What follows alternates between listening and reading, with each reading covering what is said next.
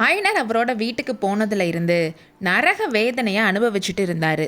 மலையில இருந்து விழுந்தனால கால் உடஞ்சு சொல்ல முடியாத வழியில அவர் இருந்தது ஒரு பக்கம்னா, சிவகாமியை இழந்ததுனால அவரோட மனசு படுற வேதனை இன்னொரு பக்கம். மண்டபப்பட்டில் இருந்து சக்கரவர்த்தி கூப்பிட்டாங்கன்னு ஆயனரும் சிவகாமியும் பல்லக்கில் அவசரமாக கிளம்புனப்போ அவரோட அக்காவை சாவகாசமாக வண்டியில் கிளம்பி வர சொல்லிட்டு கிளம்புனாங்க.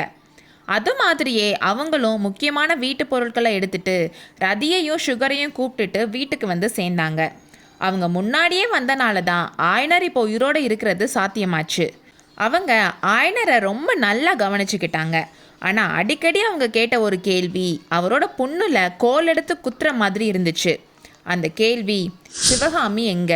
அந்த கேள்வியை அடுத்து அவங்க கேட்காம இருக்க அவர் என்னென்னமோ பதில் சொல்லி பார்த்தாரு. ஆனால் அவங்களுக்கு எந்த பதிலுமே பிடிபடலை. அதனால் அந்த கேள்வி கேட்குறத நிறுத்தவே இல்லை. இது போதாதுன்னு ரதியும் சுகரும் அடிக்கடி ஆயனர்கிட்ட வந்து முகத்தை பாவமாக வச்சுக்கிட்டு அதுங்களோட கேள்வியை அமைதியாக நின்று கேட்டுட்டு இருந்துச்சுங்க. அதுங்களை அதட்டி ஆயனர் போக சொல்லுவார்.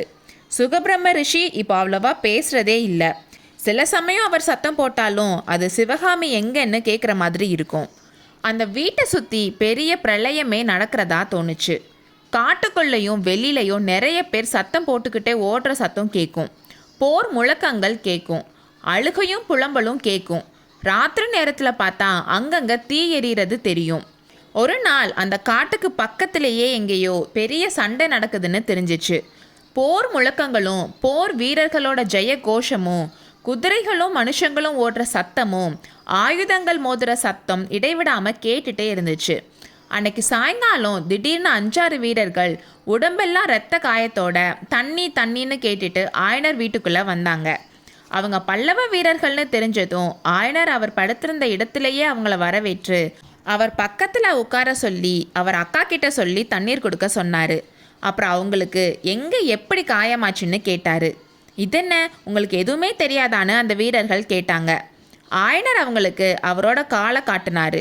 அவர் வீட்டில் உடஞ்சு கிடஞ்ச சிற்பங்களையும் காட்டினார். ஐயோ, சலுக்க ராட்சசர்கள் இங்கேயும் வந்து அக்கிரமம் செஞ்சுட்டாங்களான்னு வருத்தப்பட்டாங்க. அப்புறம் அந்த வீரர்களில் ஒருத்தன் புலிகேசி காஞ்சியை விட்டு போனதில் இருந்து மணிமங்கலத்துக்கு பக்கத்தில் நடந்த பயங்கரமான சண்டை வரைக்கும் விவரமாக சொன்னான். அவன் சொன்ன வரலாறு. புலிகேசி கோட்டையில் இருந்து கிளம்பினதும் அவனோட சைன்யத்தை கொஞ்சம் கொஞ்சமாக பிரித்து பல்லவ நாட்டு மக்களை சித்திரவதை பண்ணவும், கிராமங்களை கொளுத்தவும், சிற்பங்களை நாசமாக்கவும், சிற்பிகளை கை கால்களை வெட்ட சொல்லியும் ஆட்களை அனுப்புனார். இது தெரிஞ்சதும் சக்கரவர்த்தி கோட்டைக்குள்ளே இருந்த சின்ன படையோட கிளம்பினார். அன்னைக்கு காலையில் மணிமங்கலம்ன்ற கிராமத்துக்கு பக்கத்தில் 2 வீரர்களுக்கும் சண்டை ஆரம்பமாச்சு. புலிகேசியோட படைபலம் நம்மளை விட ரொம்ப பெருசுனாலும் மகேந்திர சக்கரவர்த்தியே நேரில் தலைமை வகிச்சனால காஞ்சி வீரர்கள் ரொம்ப பிரமாதமாக சண்டை போட்டாங்க. எதிரில் புலிகேசி தலைமை வகிச்சு நடத்தினாரு. பல்லவ சைன்யம் ஏறக்குறைய தோல்வி அடைகிற நிலைமையில இருந்தப்போ கொஞ்ச தூரத்தில் பெரிய குதிரைப்படை வர சத்தம் கேட்டுச்சு.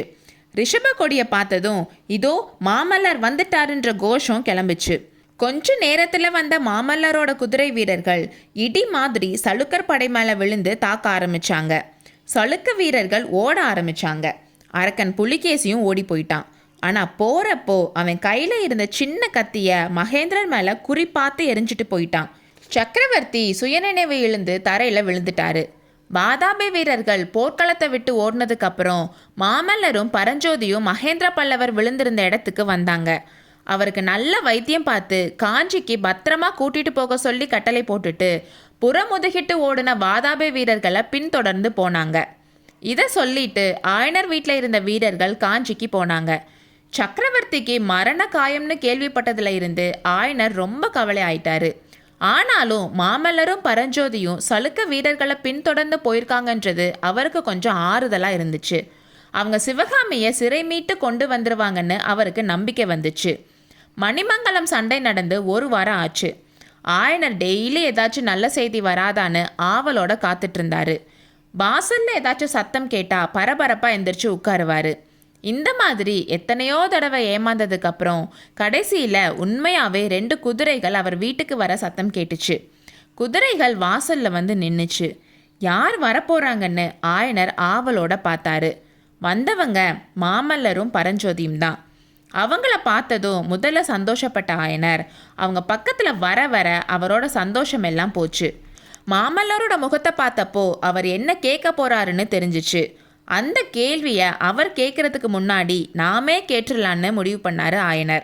அந்த சிற்ப மண்டபமும் காடும் எதிரொலி செய்கிற அளவுக்கு சோகம் நிறைந்த குரலில் பிரபு என் சிவகாமி எங்கே என்று அலறினார். அடுத்த அத்தியாயத்தில் சந்திப்போம்.